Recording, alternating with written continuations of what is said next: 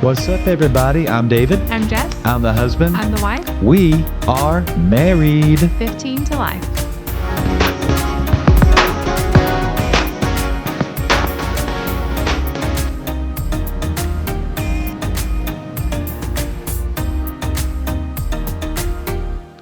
Good morning, honey. How are you? I'm good. Good morning. I'm glad to see you. I'm glad to see you It's too. been a minute since I've seen you. It's been like an hour. A little bit over an hour. I'm excited to see you, though. I'm excited to record another episode today. Give everybody an update. How's life treating Blessed Jess today? It's been a busy week. It's been a busy week, but How busy? we just have had something like every single day. Okay. Can you move the mic a little bit closer to you? Just a little bit. I don't like to hear my breathing on the recording. One time I sounded like Darth Vader the entire Okay, minute. then I'll split the difference. I'll come out a little bit. You came in a little bit. How about that? I feel like it's close. Well, I mean, these mics are designed to be right up here, but that's okay. It's whatever's comfortable for you. Bless Jess is in the room. She gets to do what she wants to do. I just don't want to sound. I know. One episode I did sound like that. All the Star Wars fans are going nuts right now. I forget which one it was, but you could hear me breathing the entire episode, and I hated it. Well, it was a little close then. This is about right. Okay. So we can do that. But yeah, it has been a busy week. We had my birthday week, which thank you to all of you for the love and support on our top 40 episode for me being 40. I appreciate it.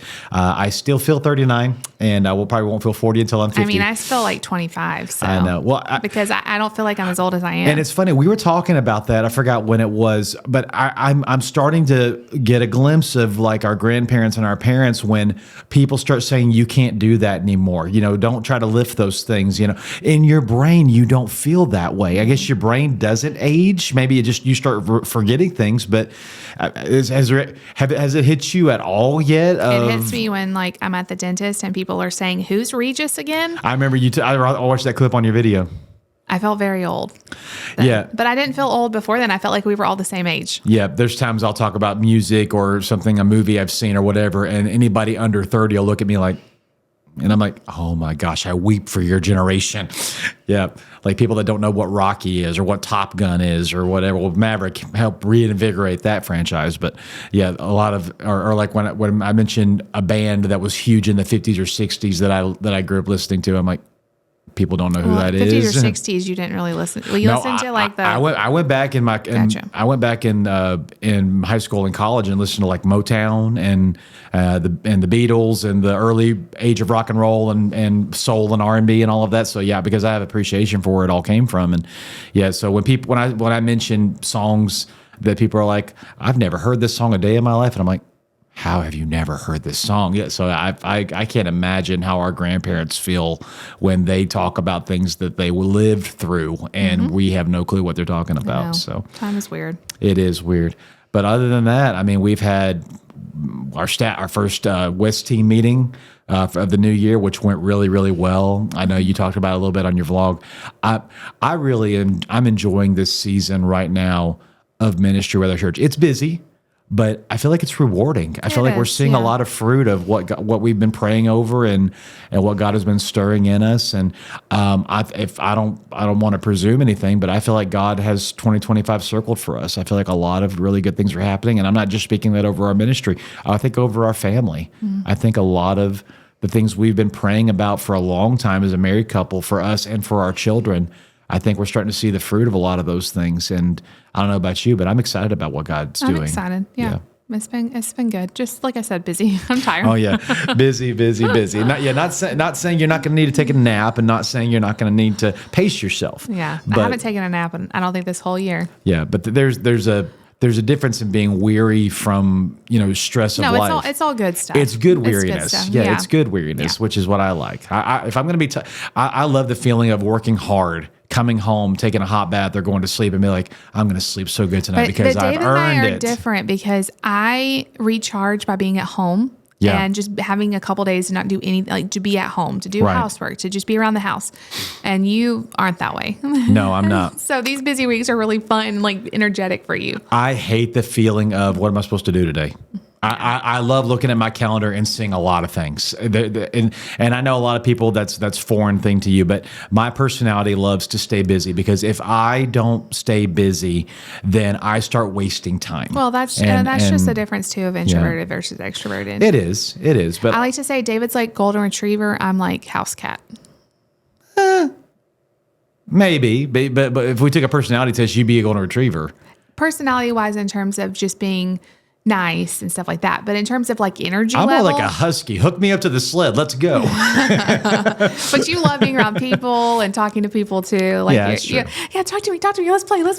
And then like, leave me alone. Okay, let me go so home. I'm Layla. That's what I am. But no, you're Layla. Let's have fun for a minute and then let's sleep. Yes. You get her in the car and she's like, where are we going? What are we doing? And then she's like, oh, we're okay. I'm not going to the vet. I'm not going to get my teeth cleaned. I'm not going to get my nails done. We're good. Let's sleep. Yeah, it's true. great. Yeah. It is. But today, we talked about what we're going to talk about today. And we've promised to start delivering episodes of where in the world have we been and what in the world what did our lives look like before we sat down at this table and started doing this. And so we've done our dating story. We're going to save our engagement for a little while from now, because I want to do it closer to the actual time we did it. And so we're going to do it probably around that month. But let's jump ahead to the first time we left the comforts of Sweet Home, Alabama, and the Lord said, you're going to San Antonio, Texas. Mm-hmm. Right there, honey. What are you thinking? Well, we had just been married for, what was it, like 6 or 7 months or so. And you had been teaching Bible locally where I went to school as a kid. Mm-hmm. I was working as a nurse. That's a full circle thing. Yeah. But we knew that like full-time ministry was out there. The school was going to be redoing how they did Bible. They weren't going to have a Bible class. So you started looking for a job. Right. And then you got this interview in San Antonio, Texas, and we were going to fly out to go meet with the pastors and see if it was a good fit and all of that. And I just remember being like, it's a possibility we could be moving to San Antonio, Texas. I had never been to San Antonio. I'd been to Texas, but I'd never been to San Antonio. I'm trying to remember in that season, how many interviews over the phone and in person did we do? I only went on one other one with you, and that was the one to Louisiana. I do remember that one. We really liked well. that church. Yeah, that was a great church. That was a hard one when it didn't work out. Yeah.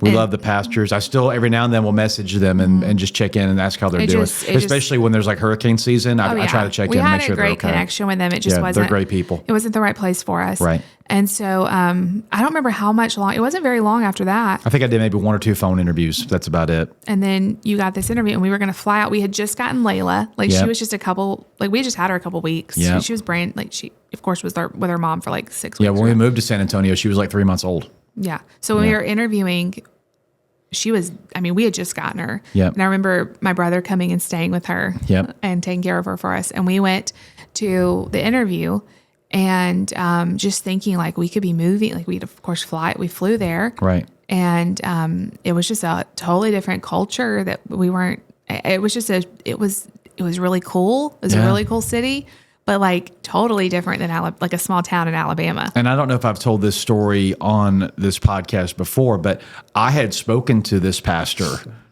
before you and I got engaged. We had just started dating, and I was working at the church plant in Mississippi, where I was working basically minimal part-time, basically just volunteering. But almost volunteer.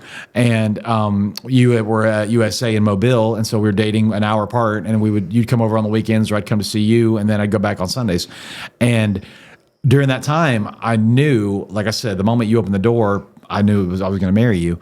And so I called the pastor and said, I'm definitely interested. I would love to know more. You saw like a position opening. Yeah, the position opening there's different places you can look at this. There's different, of course, now in the age of social media, there's Facebook pages and links all over the social media forums and channels that you can look and find job openings. And especially within the Assemblies of God, there are job page postings on like district and national pages for things. They're doing it a lot better than they used to. Back in the day, you had to know someone, and people were very hesitant to put out they had an opening. It's very different now. But on a church staffing website, I found them, and I went through the preliminary stuff they asked me to do, and then they picked me as a possible candidate, and they got on the phone with me, and I just told him, point blank, I said, this may be a hitch and a problem, but I'm dating a girl right now that I know God has shown me I'm going to marry, and so I'm going to need a little bit of liberty to make sure I can cultivate this until it's time to engage and marry her and then, bring her out. And his voice tone changed of that means plane tickets and gas money and they're not married yet, but they're going to be. And what if it doesn't work out? And the same things I would have been thinking if I was him. Yeah. And so, needless to say, the conversation didn't go much further than that. It was kind of at the end of the phone call, there was a tone in his voice of, I don't think there'll be another phone call. And I felt it too. This is just not a good time. Yeah. It wasn't a good time. And so, but then to come full circle 2 years later, and that job reopened due to a lot of different circumstances that we're not going to get into.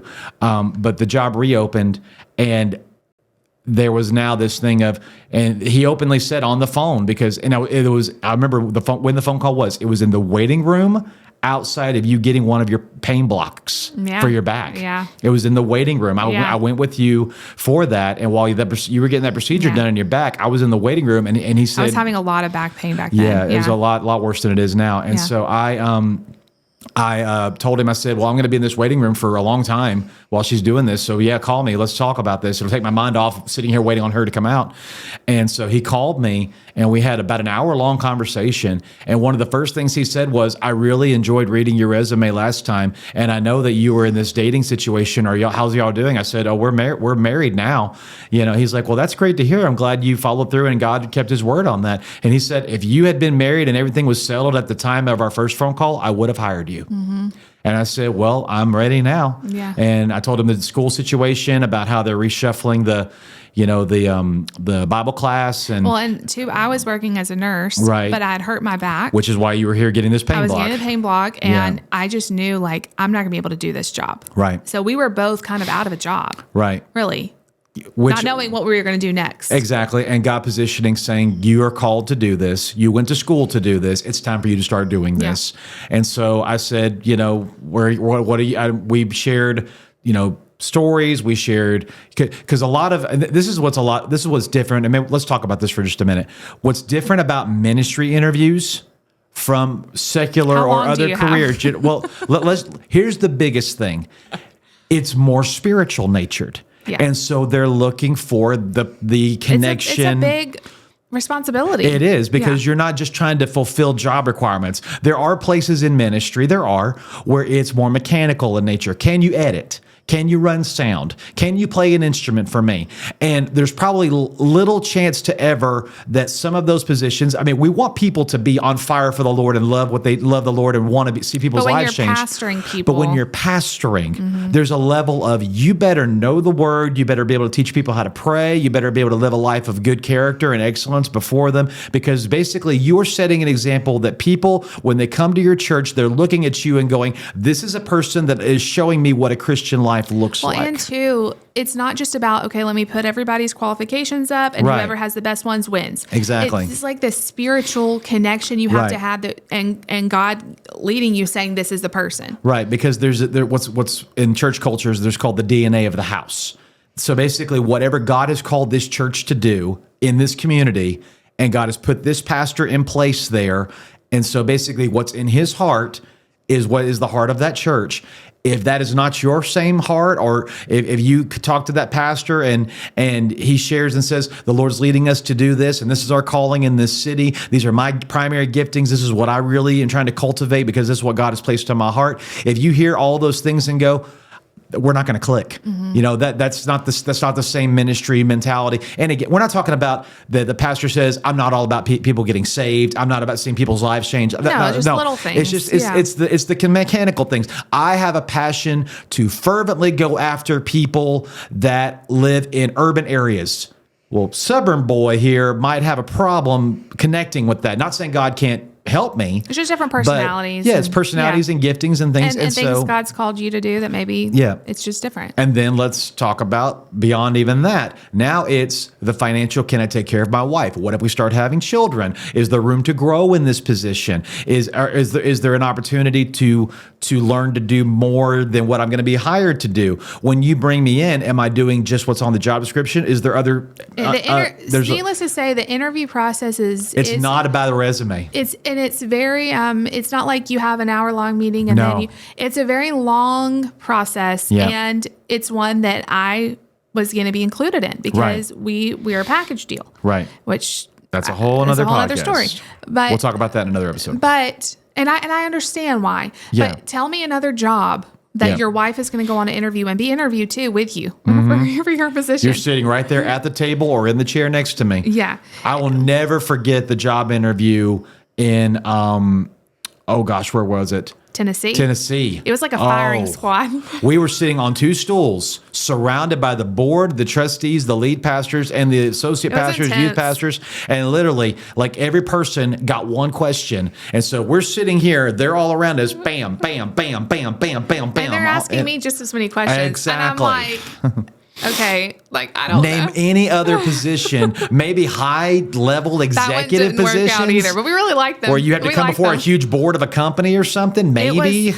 I wasn't prepared really for what it was going to be like when I Yeah, married you. I know. Thank God. You know, if I knew, I probably would have been more afraid. I just went Yeah. into it blind. Would you have still married me? I would have. Okay, thank God for that. I would have been a little more scared going into these interviews. But so a lot of people that are out there, you may be like, really, pastors do that? Because It's a huge we're dealing responsibility. with not just putting together a service on Sunday morning, and it's not just putting thoughts together to preach a message or putting songs together to lead in worship. You're dealing with spiritual things that are real. You're dealing with people's lives. You're dealing with people battling depression, people battling insecurities, people not knowing who they are in Christ, people that don't even know who Jesus is. And so all of these things you're doing is creating a culture for people to accept him, to grow in him, to learn more about him, to memorize the word, to learn the word. And in the midst of all that, you got to be able to connect and click with your pastor, with the other people on your staff. So it's a lot more spiritual and team chemistry.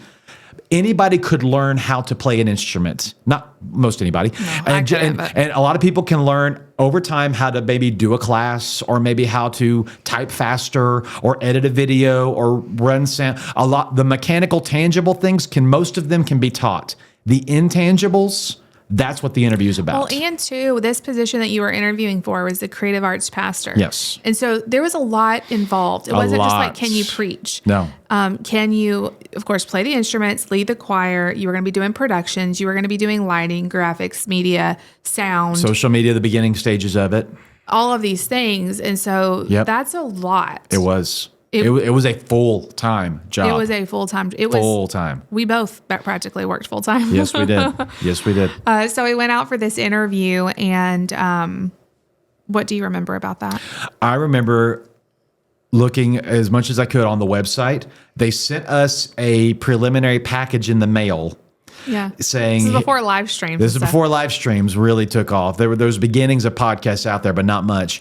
And they sent us basically a gift basket with like a mug, one or two of his preaching series, which I ended up having to learn how to do that, how to put together the cover art and burn DVD CDs and things like that. I ended up learning how to do that. That was helpful. This was the only church that we interviewed in that sent us that ahead of time. Yeah. Of course, now you can now you just go on their website and check everything out. It was neat to be able to what kind of style are they? Yeah.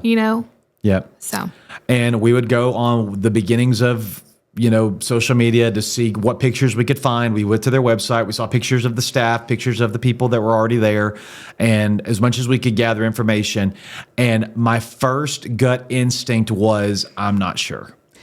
Let me say this. When we went to interview, we went to several services. I'm talking before we even got on the plane. Well, yes, before we even got on the plane, listening to the services and stuff. It was a very different culture than our current church, the church we grew up in, the church we were going to. Yep. Our church was more of a modern feel. Right. This definitely felt a little more old-fashioned. This was a throwback. Not that, it kind of reminded me of the church I grew up in when I was a kid. It was very much like the church I grew up in. And so it was like, can we do that? Can we fit into that? And a lot of people would be like, well, wouldn't y'all be comfortable with that? Wouldn't that be, kind of oh man, we're going. But we had moved a lot outside of that over the years. That, and also we just realized a lot of what we were seeing and a lot of what we were hearing, no fault of anybody, but the current audience that's out there, would we be stepping backwards? I mean, picture in like terms of suits and ties, a choir with choir robes. You had to wear a tie on Sunday morning.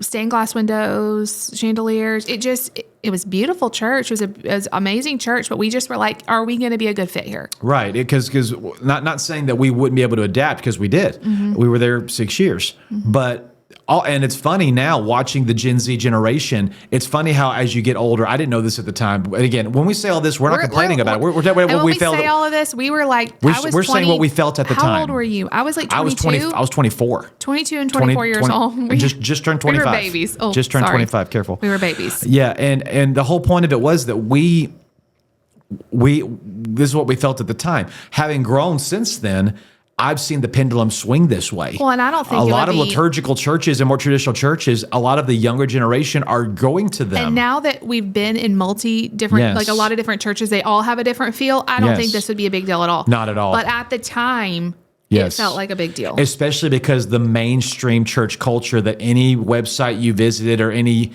beginnings of YouTube channels or on the TV or whatever, everybody was going the other direction. Mm-hmm. And so we were like, if we go into this, not only are we going to be a good fit, but are we going to a place, into a ministry model that will be harder for us, because are we going to be able to grow? Are we going to be able to grow in it? Is there going to be opportunities for us out of it? And again, this was the surface level things, because we quickly learned as we went through this, God is bigger than all that. And God knows where you are, and no matter what situation you're in. And this is our initial thought, but as we've gone on, we've realized it doesn't really matter any of this stuff. If God says go, you go. Yep. But these were our first thoughts. And the biggest thing that I've learned from Texas is, in the midst of situations you don't understand, in the midst of a setting you don't understand, that as uncomfortable as you may feel, in this moment, God is not watching you to see when are you going to change where you're at. God is watching you to go, will you submit and serve no matter where you're at? Mm-hmm. And if you can learn to do that, God will promote you and do great things in you and put you into places that your heart wants to go to, which is exactly what has happened. The Texas interview and the Texas job, the 6 years we were there, so much of it was a formation and coming true, because the thing that my papa said to me when we accepted the job, and we came back home to my hometown where my papa was happened to be, preaching that night. And I came and we got in front of him, and he laid his hands on me. He turned his mic off and he leaned in and said, when you go and wherever you go, you serve your pastor. Mm-hmm. And that rang in my ears. And to this day, Jess, every single time I'm in a meeting or I'm in a circumstance or something comes up in ministry that I'm like, God, please no, I don't want to do this. Please don't make me go around this mountain again. Please don't make me face this again. Papa's voice comes in my ears. Yeah. And I immediately get on my knees before God and say, God, this is uncomfortable, but you promised you'd work all things together for my good. You promised you'd bring everything to me that I need in every season that I needed. So Lord, I choose to submit. I choose to serve. Help me to shut my mouth, not complain, and do everything you asked me to do. And God has always come through every single time. Do you want to talk about going to San Antonio for the first time? Absolutely. So we get to San Antonio for the interview. Mm-hmm. They put us in a hotel. Yep. And what did we see when we walked into the hotel room? This is the first time we ever saw a hospitality basket. They had a beautiful hospitality basket with like snacks and stuff. And that made us full. They were very big. This San Antonio church, the church in San Antonio, taught us so much about hospitality. Yes, it did. And it was such a thing that we just got instilled into us, and we still carry with us. Absolutely. To show honor to people who are our guests. And the church we're at now has the same thing. They do. But it's rare. We've interviewed at many churches that's just not, and that's okay, but it makes an impression. Absolutely. We saw that hospitality basket, and we went to dinner with the pastors. Yep. They walked us around the outdoor mall that's there in San Antonio at La Cantera. The thing I remember is just thinking, this is a big city. Huge. It's like the 10th biggest city in the nation. and like the fourth biggest city in the state. It It's was huge. it was a culture shock, thinking like we could be moving here. Yes. It was really surreal. And then you went to sound check, I think, like that day or like a practice. Yeah, we met with the worship team, the band that night, and we did a quick sound check of all the songs we were going to be doing in the morning and like one or two from the night service the next night. And we still just felt like fish out of water that day. I remember just being like, I don't know. There's a big grand piano on stage.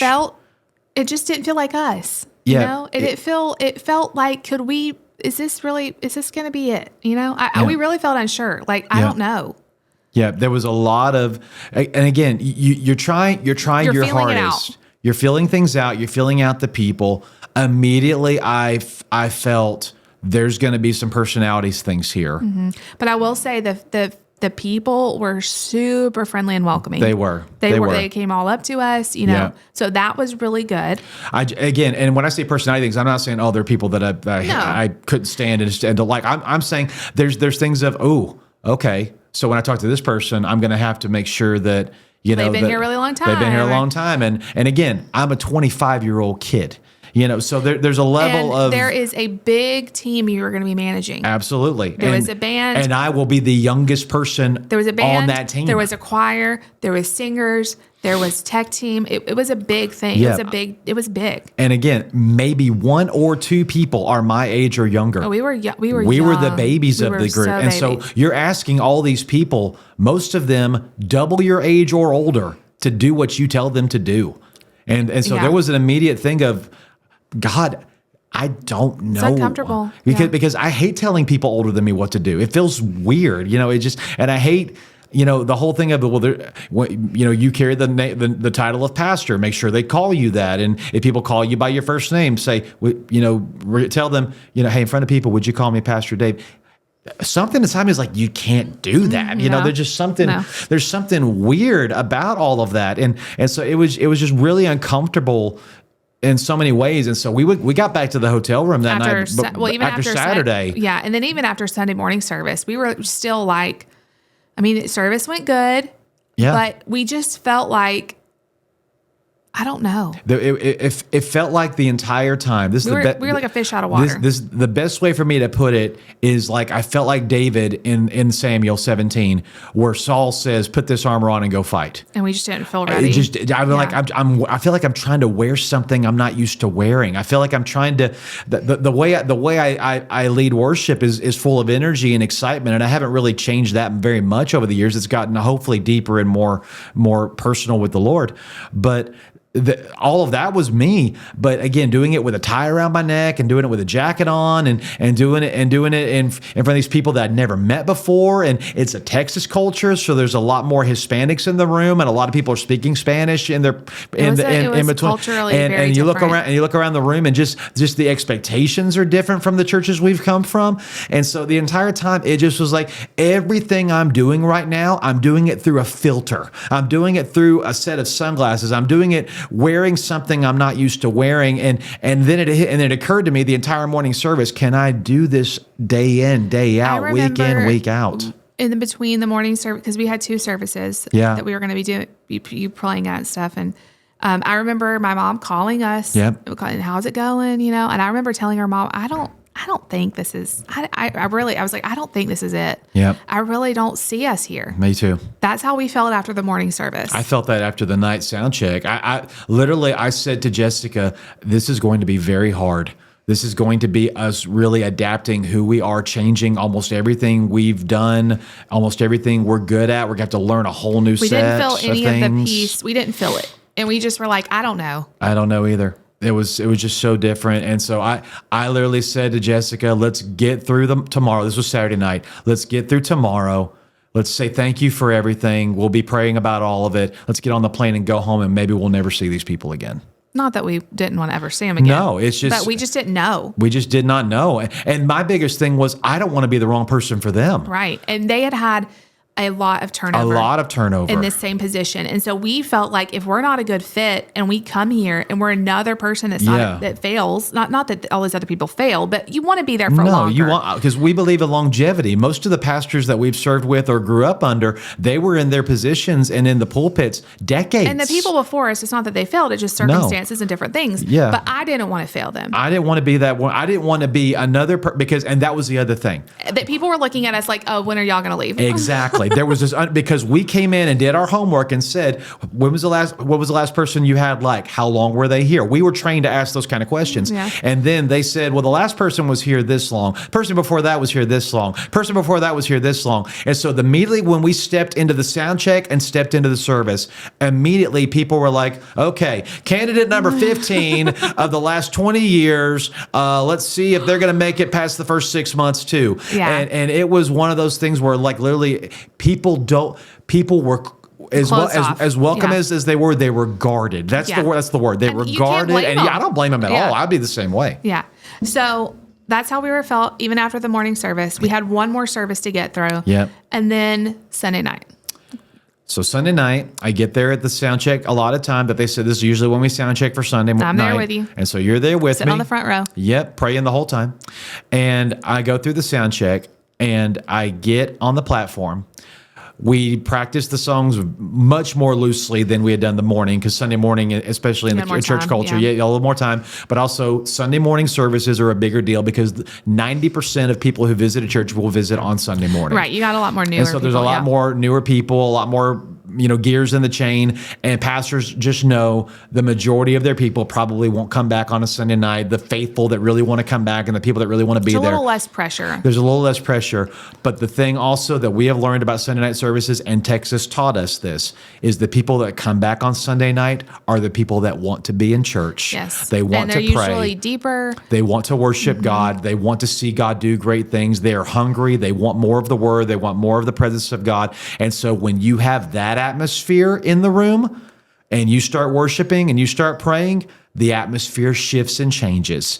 And that's what happened. In worship, the Holy Spirit began moving, and the presence of God filled that room, and there was a tangible feeling. There was like a thick fog in the room. The Holy Spirit was so strong. The presence of God was so strong. And it was, if you haven't been in a service like this, it's hard to explain. You have to come to Refuge. You'll be in a bunch of them because this is the way the Lord moves in our midst. But it was so thick in the room. Like literally, it's like, God, you're going to do great things tonight. I know I can feel you so strongly. I'm so thankful I'm in this atmosphere. We sat down in our pews. I pray the pastor didn't do this on purpose. I hope he had this message planned out weeks in advance. But I'm sure he did. But he preached on Abraham leaving a place you're familiar with to go to a place you don't even know what it is or don't even know what it's going to look like when you get there, and it makes you so uncomfortable, but you trust God to take you there. And he would have had no way of knowing we felt that way. Exactly. Everything about the night lined up. We ate at Freddy's for dinner. I remember. After that. I remember. Freddy's burgers and fries. We ate at Freddy's for dinner. We had never seen a Freddy's before. We'd never seen a Freddy's before. No. That was our first time, and now we love Freddy's. And when we're not dieting, we go to Freddy's when we can. And we went back to the hotel room. I remember this so well. We shut the door, sat on the bed, looked at each other, and cried. Yeah. And said, we're moving to Texas. Yeah. We went from being like, no, this isn't it. If they call us tomorrow and say, we want y'all, we'll say yes. There'll be like no prayer needed. Like we had this peace, like you're supposed to be here. And that's what we've learned. And this applies, I'm just going to look at the camera and say this. This applies to any position, any job, not just church, not just ministry. You follow the peace. If you follow the Lord and you love the Lord and you listen to the voice of God, if you don't feel the peace, and Pastor David, what do you mean by peace? There's this thick, John Bevere says it's like a velvet cushion that's being pressed on the inside of you of, oh, that feels good. That's the peace of God.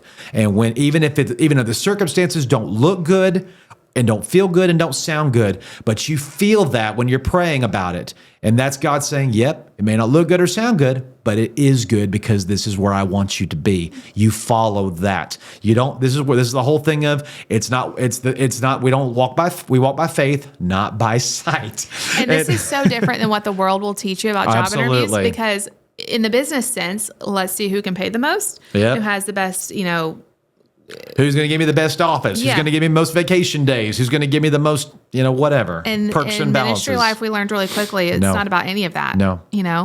No. It's not, because God is the ultimate one we work for. And I wish a lot of younger pastors would understand that. Everybody looks at, well, what church is the closest to my family, or what church is the, got the biggest salary option? What church is going to give me the freedom to play with all the toys I want to play with? I get all the newest cameras and the biggest stage and all these things. Or pastors are thinking, what church is in the city of opportunity where it's the fastest growing community, this, that, and the Or other. they look at ministry as like a stepping It's stone. The position is a stepping stone, or this is my dream come true. I've wanted my whole life to be in this city and preach in this pulpit or do this kind of thing.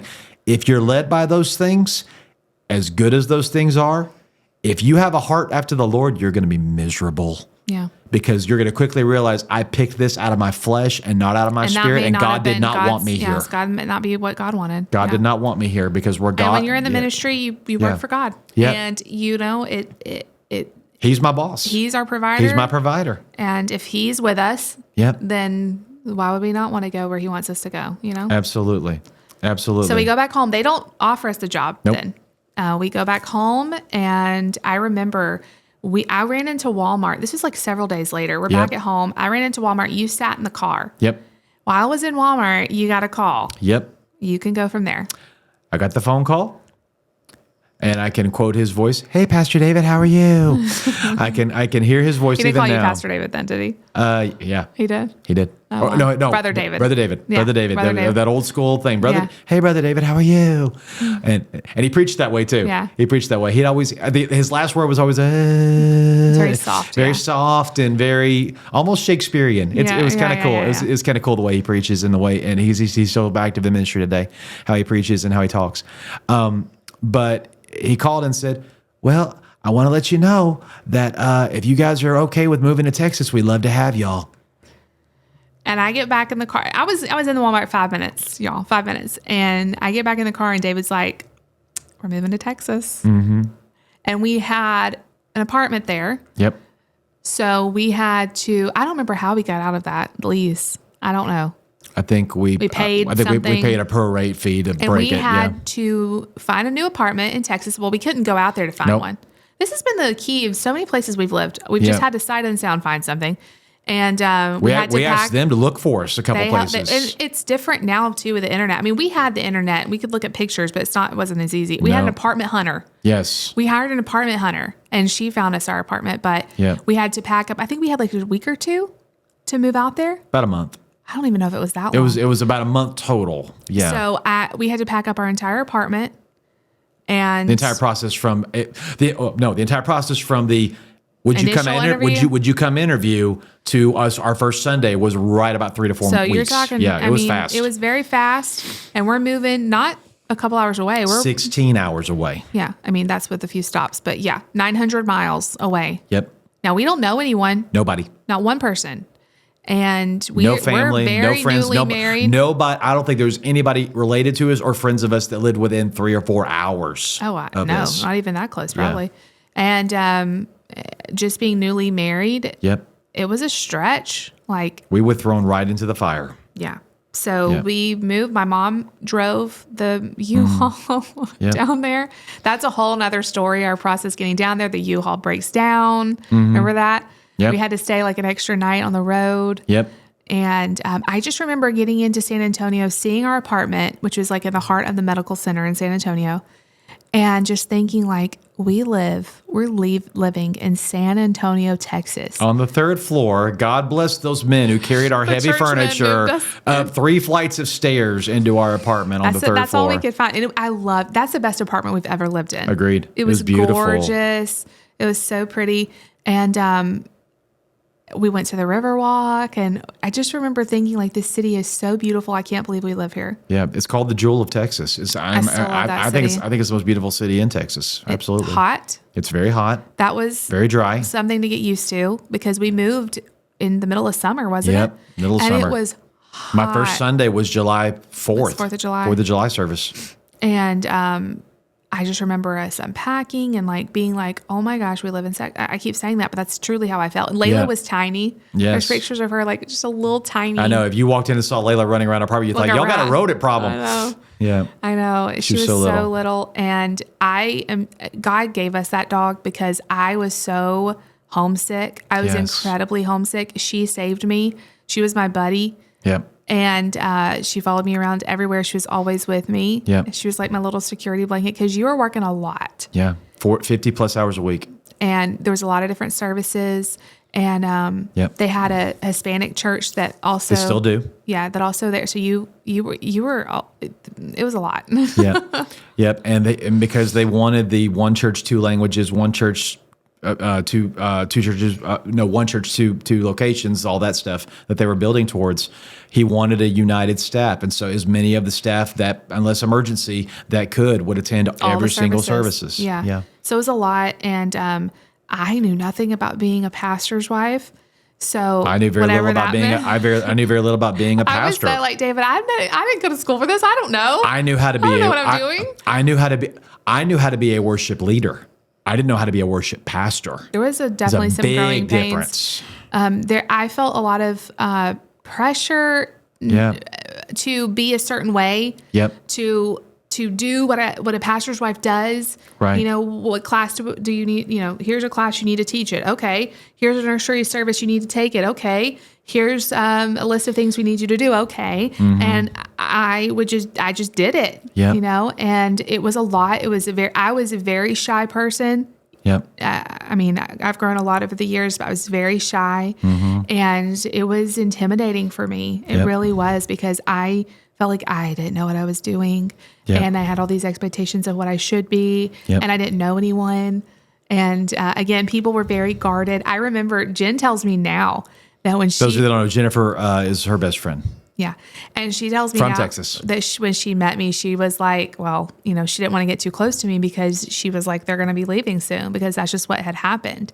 And so we didn't start making friends at first. No. People were very, very guarded. Yeah. And so they were nice, They were welcoming. nice, absolutely. But again, it's this thing of, until we have a feeling they're going to be here for a long time, we can't bare our souls to them or really confide in them. Or, and I understand that. No, I don't blame them at all. It's I kind of would've like done the making same friends with thing. people in the military or Oh something, yeah, you know? yeah. And San Antonio is an Air Force town. Yeah, and so a they're lot used to a lot of that people are too. used to, I'll see you for 2 years, then I will never see you again. Yeah. So, And so I remember some of our closest friends that got close to us at very first was Alan and Cindy. Mm-hmm. And they were a military family. So they Yes. kind of got it.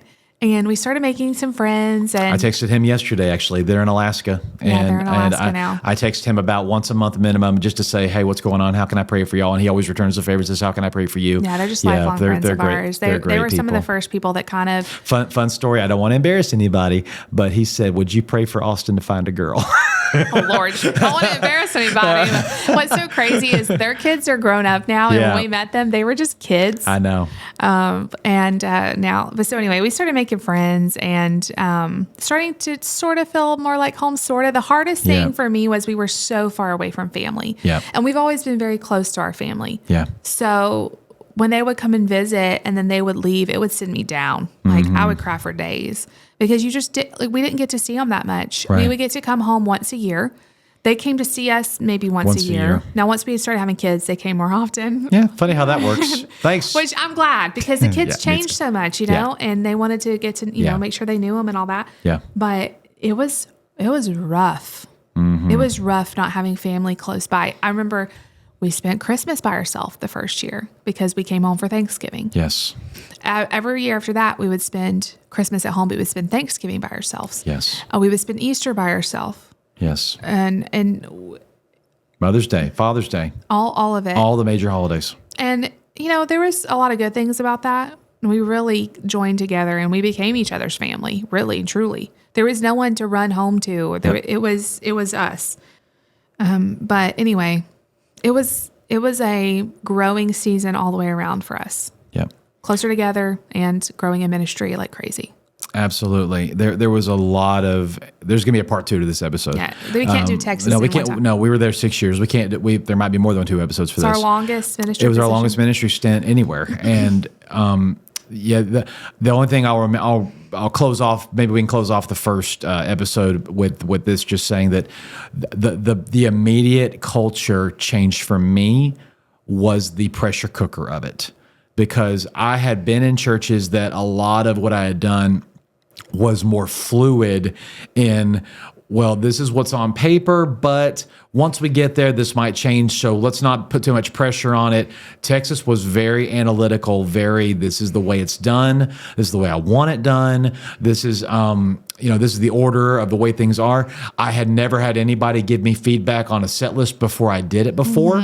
And literally, you would submit your request of what you wanted the set of what list I to wanted be, the set list and then to they would be, change and it. then he would say, "I don't want that song. I want this song." That was different for you. That was very different for me. I'd never had that happen before. And then after and then I want a special song every service. Oh yeah, we went back to, we have a choir now, Yep. which they were wearing choir robes at the time. Yep. We kind of got out of that and we did color, like everybody wore a certain color. Yeah, which was very popular in the 2010s.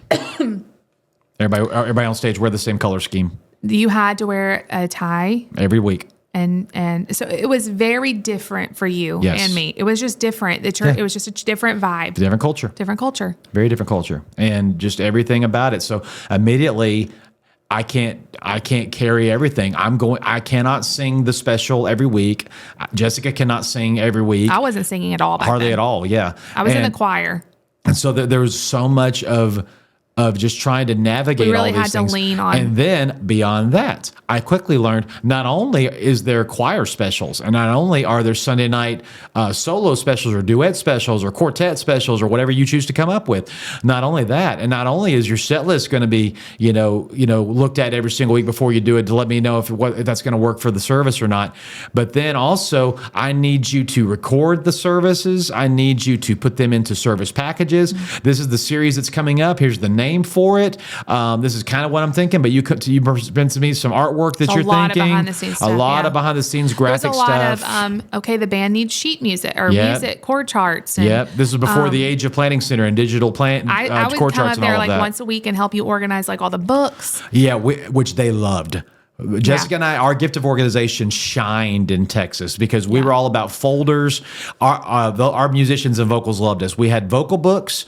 We had a book that would open up. It had all of the chord charts in it from A to Z in alphabetical order. And then we had these plastic tabs that had adhesive on them. And every week I would every change them. week when the set list finally got approved, I would give it to Jessica. She would go get everybody's notebooks and go, here's song 1, here's song 2, here's song 3. And that's how we would do it. Before we got there, they just had like random papers. Yeah, Just that shuffled paper's around. just everywhere. Or no, they printed off the papers every single week. Yeah, but then if you do a song like all the time, we would add a song in altar or something that Yeah. was, and then they're flipping. They have no paper. And what was a little different about Texas that I loved was in worship, I was allowed to flow.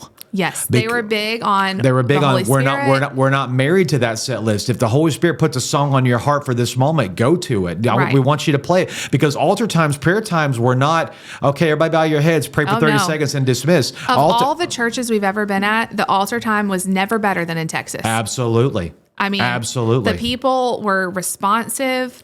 They wanted to pray. It was powerful. It was, and a lot, and you put up with a lot of the OCD, and it has to be done this way. You put up with a lot of that because Sundays, as difficult as sometimes Sundays were, once they started happening, I knew today's gonna be fun. Oh yeah. I hate wearing this tie. I hate all these hoops I've had to jump through to get here. I hate all these things we've had to get to figure out and put into place. And every single week was, here's a new jigsaw puzzle. You have until Sunday to figure it out. That's what it felt like. It's like, okay, is this piece gonna fit? Do we have a drummer for this? A lot of people are like, Pastor David, how do you think the way you think, and why do you think the way you think? I wish y'all could have been in my brain every time I looked at Planning Center or looked at my set list. This is also where I learned how to do set list weeks in advance and how to plan out. We did this song. Okay, this is what I'm thinking. If this song doesn't work, then what if I did this song? Everything was learning how to play ministry chess, thinking 4 or 5 steps explaining ahead. to y'all the scheduling that was involved. Absolutely. The scheduling, the band, getting everyone's schedule, and finding Yes. out how are we going to schedule them to fit Yes. what they want to make it work. When is your work shift? Because none of these people work for the church. They it's all have full-time volunteers. jobs and They're all full-time volunteers. families. And then, we need a special for every service, which Yes. is special, if you don't know, is a special song that someone has practiced. That's not in the actual worship or praise set list. Right, that they like a solo that they've practiced, or maybe it's a choir special. Yep. And so we had choir practices. We had choir practices, and after then church on Wednesday. After church on Wednesday, and then we would learn to have band rehearsals during the week, where the band would come, and then eventually we had the choir join them because we moved from being a show choir to a worship choir. I can't stress to you guys enough that we lived and breathed church all the time. Yeah, all the time. Me and you, all the time. We didn't have kids. No. And we lived and breathed church all the time. And it, as crazy and chaotic as it was, we grew fast. Very fast. Very fast. In the next episode, we're going to talk about probably some of the initial, challenges and adaptations we had to learn. That was the culture, though. We wanted to at least set the culture of where we were so that we can talk about how that changed when we had kids. And how when we started having kids, how that changed, and when we had because it did. and then when we had a child that was diagnosed with autism, how that changed things. And we went through so much of our life in Texas. And then I'm really excited about this. We could probably get to this in episode 2, but definitely if we have a third episode, I want to start talking about how the team started forming and how our core came into being and the people we learned to lean on and how they matured and grew. We have never been more proud of our team in ministry than in Texas. Yes. I mean, we love everywhere we've ever served. We've had amazing people, but the number of people that still to this day will message us, we've comments. Never been closer to people than that. Well, we had more time. Yeah, we had more time. And there was more of them. But also, they were feeling a lot of what we were feeling. And so we'll talk about that. But literally, they were not just people we saw once a week. They were family. We were family. Yeah, we all were there. We were in practices and sound checks and all this stuff all the time. And so, as much as we didn't have family, they became our family. They became our family. Mm-hmm. By fire. It's like nursing school. You go through everything together and you become family at the end. Yep. So there will be a part 2 to this. We're still talking about whether we're going to do these episodes consecutively. It would make the most sense. What? I think it would make the most sense. Maybe. But it'd be kind of weird to bounce around. Fast forward 5 years later. I'm still thinking about it though, because will people want to hear this stuff back to back to back to back? I don't. You mean, I thought you meant consecutive in order of where we've been. No, we will do that. Okay, I'll get confused. We will do Texas to Georgia to Alabama to Indiana to Arkansas. We will do that. Thank you. Okay. I'm just saying, do you guys want us to immediately jump into part 2 next? If you do, leave that in the comments. Please like, comment, subscribe, click the bell, email us, everything. 5-star rating, follow us on our audio podcast platforms.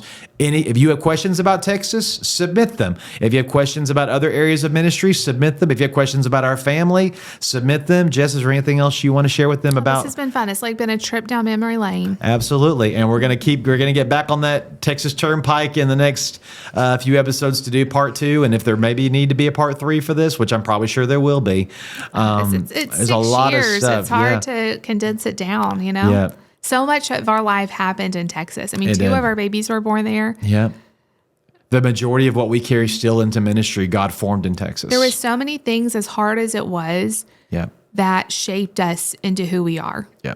Because we were still so young, you know? Mid-20s. We weren't set in our ways. We were very moldable. The world was our oyster. Or in this case, our taco. We had like one day off, like you had Mondays off, and we had Saturdays sort of, but Saturdays were like getting ready for church, you know? So really we had Mondays off. I loved Mondays. My job was so intensive. I just knew on Texas, somebody was going to call me and go, I'm sick. On Saturday. On Saturday. Somebody was Texas Saturday. So that's what I nicknamed Saturdays, Texas. Somebody's going to call me and go, I'm sick. Somebody's going to call and go, we just got called into work. Oh, yeah. And the pastor's going to say, you know what? I've changed my mind. Don't do this song. I want you to do this song. Yeah. Okay, that messed up the whole set list. Now, what am I going to do? So there was probably 50% of the time Saturdays were not free. But we had Mondays off. But I mean, you were tired after Sunday. But I remember we would like binge watch Netflix. And now, I mean, I look back so fondly on that time because we could never just lay around all day and watch whatever we wanted to watch. No. Those were the days. Those were the days. Go on date nights. Yep. We'll talk about the different places we lived in Texas. We bought our first house as a couple in Texas. Yeah. There's a lot of things we have. There's so many firsts in Texas. Yeah. Yeah. Everything's bigger in Texas. I love Texas. I loved HEB. Yep. I loved Buc-ee's. We have not talked about it in detail, but we have both said at some point our kids need to come back to San Oh, Antonio. I would love to. I would love to go back to every place we've ever lived and show them. Yeah. You know? I want to see how much Nate remembers. I know, because I'll show him pictures of like his room. He used to have this book that had a picture of like the house and his room and stuff. And there's just looking at his eye, because he was 4 when we left. So I wonder if he remembers. I want to show him that book tonight. We still have it, don't we? I don't know if we still have it. We have it. I just somewhere. don't know if it's available. Like it's probably in storage or something. Yeah, I want to maybe find it. Maybe we can show it to him. I asked Lucy last night at church, actually, do you remember Texas at all? She's like, she's like, I think I see pictures sometimes in my head. She wasn't even 2 when we left. But I think a lot of what she sees is kind of like what we say we remember from our childhood, like pictures or video clips we've seen. I asked her stories about Georgia, and she doesn't remember. Yeah. She doesn't remember the church. She doesn't remember the friends. I can't believe it. Yeah. She was like 3 and 4 when we lived there. Yeah. So I don't think there's any way she remembers Texas. She wasn't even 2. Right. Yeah. It's just pictures or videos she's seen online, if that. But Nate, I don't know. Part of me thinks that he may have glimpses. Well, I mean, we know he's got a better memory than all of us. So I know. Yeah. Yeah. Anyway, honey, look at that middle camera. Tell them what to do if they're watching right now on YouTube. Definitely subscribe, hit the bell, comment, like. All the things. All the things. Again, if you're watching on audio podcast platform, 5 stars, follow, leave us your comments on YouTube and on the podcast. If you have a question you want us to answer in detail, email us at married15tolife@mail.com. Texas Part 2 coming soon. It might be the next episode if y'all want that, or it might be further down the road if y'all want us to take a break from Texas and talk about something else. But Jess, I'm so thankful that in some ways I married a cowgirl. I don't know. I didn't like the heat too much. I was an inside girl. But you're definitely my Texas Belle, as well as my Bama Babe, as well as my Georgia Peach, as well as everything else. What was I in Indiana? I can't call you a Hoosier. I can't call you that. Indie girl? I don't know if that works. I did love Indiana. Yeah, we did. We'll talk about that more later. But until the next episode, everybody, I'm David. I'm Jess. I'm the husband. I'm the wife. We are married. 15 to life. Yeah! Love you guys. We'll see you next time.